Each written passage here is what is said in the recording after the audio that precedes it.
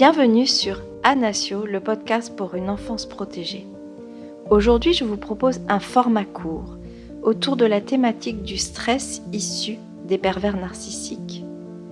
Découvrez le stress issu du langage non verbal du pervers narcissique.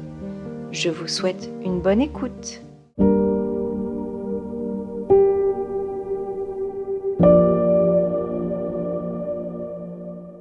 Alors, la communication non verbale du pervers narcissique, comment ça marche ?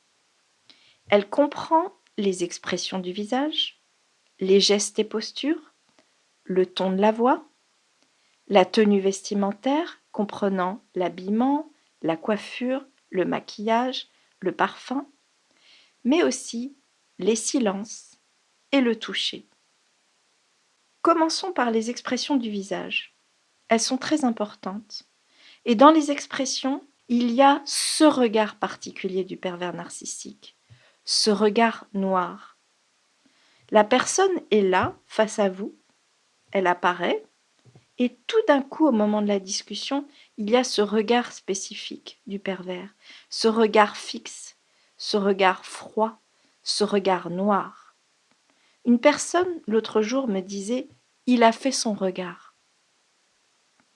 Autre aspect, la gestuelle et la posture. Parfois, le pervers narcissique n'arrive pas à contenir sa nervosité, voire son agressivité intérieure. Celle-ci peut alors s'exprimer par le corps, à travers des grimaces répétitives sur le visage qu'il ne peut contenir, à travers des bruits de bouche, à travers des sons qu'il ne semble pas pouvoir contrôler. Une victime face à cela, et notamment un enfant, est bien évidemment sous stress, car il ne comprend pas ce qui se passe. Autre aspect encore, la tenue vestimentaire. Elle est importante. Elle est clé pour le pervers narcissique, parce que n'oublions pas que pour lui ou elle, tout se joue dans l'apparence. Le pervers narcissique est à la recherche du regard extérieur, pour séduire, pour contrôler. Donc ça comprend l'habillement, la coiffure, le maquillage, le parfum, ainsi de suite. Autre aspect encore dans la communication non verbale, le silence. Le pervers narcissique abuse du silence et même il peut passer des cris au silence total et ce dans la minute. Le silence est un point clé utilisé par le pervers narcissique. Une victime peut être sous le même toit avec un pervers narcissique sans que le PN ne lui adresse aucun mot, aucun regard pendant plusieurs jours. Prenons l'exemple d'un enfant, et cela va même rejoindre l'injonction paradoxale dont je parlais un peu plus tôt, où des messages opposés sont donnés.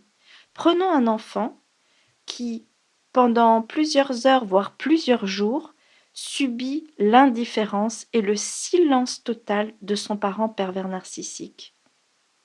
Un jour, l'enfant et son parent se retrouvent avec de la famille.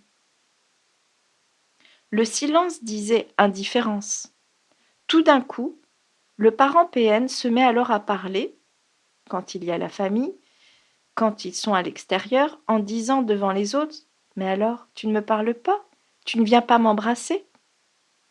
Et on voit ici le double jeu et l'injonction paradoxale avec l'idée d'avoir envie de communiquer avec son enfant alors qu'il est dans une indifférence totale et dans l'opposé. Enfin, dans la communication non verbale, il y a le toucher. Le pervers narcissique cherche et cherche toujours encore et encore l'autre. Il veut le provoquer, il veut le pousser à bout.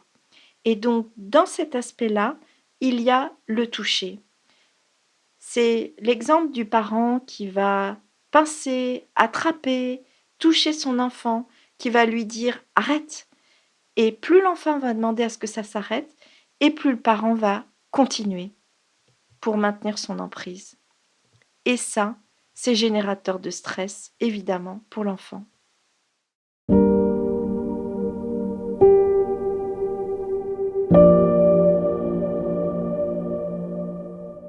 Merci à tous pour votre écoute. Vous pouvez retrouver l'intégralité du podcast dans le podcast stress et pervers narcissique que nous vous mettrons en lien. À bientôt!